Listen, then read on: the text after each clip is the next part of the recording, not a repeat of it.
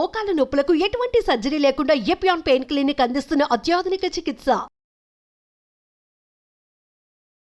మనిషి యొక్క ఆరోగ్యంలో ఆహారం పాత్ర ఉంది కదా, అదే ముఖ్యం. You are what you eat, you are what you read, you are with whom you are. శరీరంలో వచ్చే మార్పులని మనం తీసుకునే ఆహారం బట్టి ఉంటాయండి. దాని ప్రభావం చాలా ఉంటుంది. అందుకే సాత్విక ఆహారం తీసుకోమంటారు సత్వగుణం ఉండాలంటే. క్షత్రియులు వాళ్ళకి దేహపుష్టి కావాలి, ఆ ధీరోదాత్త లక్షణం కావాలి, వాళ్ళకి రజోగుణం ఉన్నట్టు ఆహారం తీసుకుంటారు. నియమం అట్లాగే ఉంది. బ్రాహ్మలు వేదం చదువుకోవాలి, ధారణ చేయాలి, ధారణ శక్తి పెరగాలంటే దానికి తగ్గ ఆహారం వాళ్ళు సూచించారు. ఎక్కువగా మాంసకృత్తులు ఉన్నటువంటి పప్పు ధాన్యాలు, ఆవు నెయ్యి, ఆవు పెరుగు ఇవన్నీ సూచించారు. అందువల్ల ఎవరెవరికి ఏ మనోప్రవృత్తి కావాలో ఆ రకమైన ఆహారాన్ని మనం వేదాల్లో ఉన్నాయి.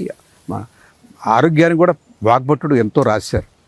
వాటిలంతా సూత్రీకరించారు ఎవరికి ఏ ఆహారం మంచిది. మీ లైఫ్ స్టైల్ అంటున్నారు కదా, అందులో ఆహారం పాత్ర ఎలా ఉంటుంది సార్? ప్రముఖంగా ఉంటుంది.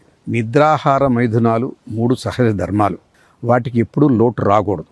ఎవరైనా మంచి ఆహారం తీసుకొని సరిపోతుంది అనుకొని రాత్రులంతా పనిచేసి మిగతా విషయాలని వదిలేస్తే అది కూడా బ్యాలెన్స్ లేదు. సమతుల్యం ఉండాలి. జీవితంలో సమతుల్యత లేనటువంటి జీవితం అనారోగ్యానికి హేతు. మొట్టమొదట రోగం అనేది ఎలా ప్రవేశిస్తుందంటే బ్యాలెన్స్ లేకపోవడం, డిస్ప్రపోర్షనేట్గా ఉండడం. 2 గంటలు నిద్రపోయి 12 గంటలు పనిచేసి బోర్డు సంపద పోగేసి పేరు ప్రతిష్ట సంపాదించి ఆరోగ్యంగా ఉంటాడంటే ఉండలేడు. 8 గంటలు నిద్రపోవాలి, 2 గంటలు మీ శరీరం మీరు కృషి చేయాలి, నడకో వ్యాయామం ఏదో చేయాలి. మనసుకి ఆరోగ్యం కోసంగా ధ్యానం చేసుకోవాలి. ఇంకా ఇప్పుడు ఇది మతం పరంగా చెప్పట్లేదు, నామస్మరణకే పరిమితం అయితే అది మతం. దాంట్లో అర్థం పరమార్థం చేసుకుంటే ఆధ్యాత్మికం. మనకెన్నో మంత్రాలు మన మహర్షులు ద్రష్టలు ఇచ్చారు. రామ మంత్రం, శ్రీరామ రామ రమే రామే మనోరమి. అది కేవలం రాముడిని మెప్పించడానికి మాత్రం అనుకోకండి. రాముడు మెచ్చుకుంటాడేమో, నేను కాదన్ను. పదే మన నామస్మరణ చేస్తే మనకు తృప్తి కలుగుద్ది. కానీ దేవుడు వీటికి అతీతం. ఆయనకి ఎవరో పొగిడితే పొగిడించుకోవాలని ఉండదు. అది మన స్వభావం, మానవ స్వభావం. మరి ఎందుకు మహర్షులు మనకి మంత్రాలు ఇచ్చారు? ఒక రామ మంత్రమే కాదు, గాయత్రి, 24 అక్షరాల గాయత్రి. ఇవన్నీ మనం స్మరణ చేసినప్పుడు, మనకు తెలియకుండానే వాటిని ఉచ్చరించినప్పుడు, ఆ అక్షరాలు పలికినప్పుడు మన నాలుక లోపల నోట్లో ఉన్నటువంటి అనేక ప్రాంతాలని, పెదాలని, అంగిటని, పక్కలని అన్నిటినీ స్పృశిస్తుంది. అప్పుడు వాటి ద్వారా సంకేతాలు వెళ్తాయి 72,000 నాడులకు. ఇది ఆరోగ్యాన్ని పెంపొందిస్తాయి. ఒక్కో మంత్రం ఒక్కో రకమైనటువంటి విధంగా పనిచేస్తుంది. అందుకే నామస్మరణ పూరిక కలిగి, ఆ ఎరుక కలిగి పలికితే శ్రద్ధగా దాని మీద దృష్టి పెట్టి పలకవలసిన పద్ధతిలో దాని గుణం చాలా ఉంటుంది, దాని ఉపయోగం చాలా ఉంటుంది. అందుకే మీరు గమనించండి, పళ్ళు ఊడిపోయిన వాళ్ళకి మంత్రాలు పనిచేయవు అంటారు. మంత్రాలు పనిచేయవు ఏమిటి? స్పష్టత ఉండకపోతే, ఎక్కడ ఏ రకంగా ఆ నాలిక ప్రశ్నించాలో ఆ రకంగా ప్రశ్నించకపోతే దాని ప్రయోజనం వనకూడదు. పలకాలి కరెక్ట్గా. సైన్స్ ఉంది ఇక్కడ. కేవలం మనవాళ్ళు పుణ్యం వస్తుంది, రాముడు నువ్వు 1,00,000 సార్లు పలికితే నీకు సిద్ధిస్తుంది మంత్రం అనే మాట చెప్పడంలో ఆంతర్యం ఏమిటంటే, అన్నిసార్లు నువ్వు కానీ చేస్తే అది ఒక ఎక్సర్సైజ్, అది తెలియని ఎక్సర్సైజ్. దాని ఫలితం నీ శరీరం మీద ఉంది. నీకు ఆ తేజస్సు వస్తుంది, వర్చస్సు వస్తుంది. వీటి తాలూకు అనేక ఆరోగ్య లక్షణాలు వస్తాయి. ఇవన్నీ చెప్తే ఊరు చేయరని రాముణ్ణి ప్లీజ్ చేయడానికో, గాయత్రి మాతని ప్రార్థన చేయడానికో అని చెప్పేశారు. అంతకుమించి లేదు. నేను అర్థం చేసుకున్నటువంటిది ఇది ఎక్కడ చదివింది కాదు, కానీ నాకు అనిపించింది మంత్రంలో ఈ ఉద్దేశం ఉంది అని. ఇప్పుడు మీరు శ్రీరామ రామ రామేతి రమే రమే మనోరమే సహస్రనామ తత్తుల్యము రామనామ రానని ఆ మంత్రం మీరు నామస్మరణ చేస్తారు. ఇవే కాదు, నాకు కొన్ని మంత్రాలు మా అమ్మ చెప్పినవన్నీ వేకుజామని చదువుకుంటాను. అవి శరీరం పైన, మనసు పైన ఎటువంటి ప్రభావితం చేస్తున్నాయి? ఎలా మీకు ఆనందాన్నో లేకపోతే ఒక ఆహ్లాదాన్నో ఒక శక్తినో ఇస్తుందని మీరు గమనిస్తున్నారా? నేను గమనిస్తున్నా. చూడండి, ఒకటి మనసుకు ఒక భరోసా. ఉదయం లేచి ఎవడి మీదో పగవో, ఎవడి మీదో కోపమో, ఎవడి మీదో కక్షో లేకుండా హాయిగా నామస్మరణ చేసుకున్నాను. భగవంతుడు ఉన్నాడని నమ్మాను, నేను ఒక మంచి పనే చేశాను, ఒక భావం వస్తుంది. ఇది బాహ్యంగా. అంతర్గతంగా నాకు తెలియకుండానే నేను చెప్పిన 72,000 నాడుల మీద ఈ ప్రభావం వచ్చి శరీరం చాలా తేలికవుతుంది.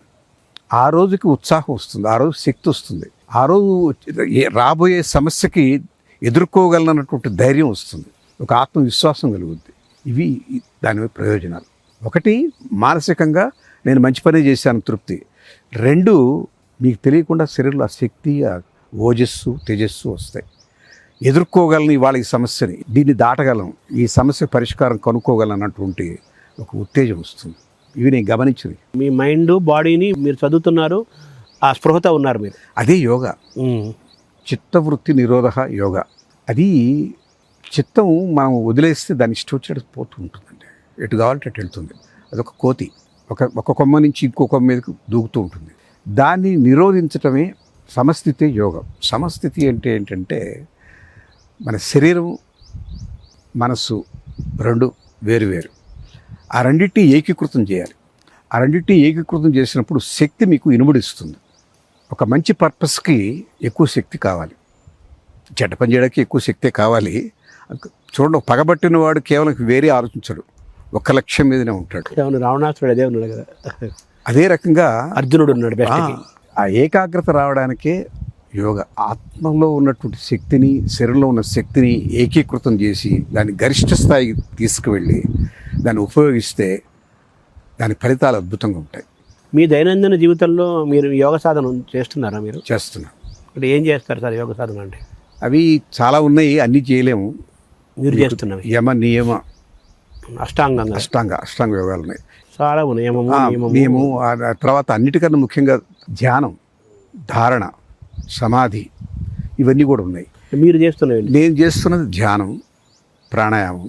ప్రాణాయామంలో 3 భస్త్రిక, కపాలభాతి, నాడీ శోధన, ఇవన్నీ కూడా ఏకాగ్రతకు బాగా పనికొస్తాయి. ఇవన్నీ మనసుకు సంబంధించినవి. ఈ మిగతా కొన్ని ఉన్నాయి ఆసనాలు, వాటి వల్ల శరీరంలో సౌలభ్యం, శరీరంలో ఒక సటిలిటీ, సపుల్నెస్, మనిషికి ఒక రకమైనటువంటి సులువు వస్తుంది. ఏ వైపైనా వంగగలరు, అక్కడికంతా రక్త ప్రసరణ జరుగుతుంది. మీరు కొన్ని అవయవాలు వాడకపోతే వాటిలో అట్రిషన్ వస్తుంది, అంటే అవి నిరుపయోగం, మా అవసరం వీడికి లేదు అనుకొని అవి కుంచుకుపోతాయి. నిద్రాహార మైదునాలు అన్నారు కదా, అవును, పంచేంద్రియాలను వాడాలి, అన్నీ వాడాలి. ఏది వాడకపోయినా అనారోగ్యమే. మన అవయవాలకి అందవలసిన ఆక్సిజన్ తగిన మోతాదులు అందకపోబట్టే, అక్కడ రక్త ప్రసరణ సరిగా లేకపోబట్టే అక్కడ నొప్పులు, అక్కడ రకమైనటువంటి కష్టాలు వస్తాయి. ఏం చెప్పాలి, మనం అనుకున్నట్టుగా ఈ చెయ్యి వెనక్కి పోదు. ఎందుకంటే మీరు వాడలేదు దాన్ని. మీరు వేసేటువంటి భుజంగాసనంతో భుజాలు గట్టిపడతాయి, మీకు అక్కడ శక్తి వస్తుంది, వాటికంతా ఆ అవయవాలకంతా రక్త ప్రసరణ జరుగుద్ది, ఆక్సిజన్ వెళ్తుంది, అవి ఉపయోగంలోకి వస్తాయి. మీరు వాడకపోతే ఉపయోగంలో ఉండవు.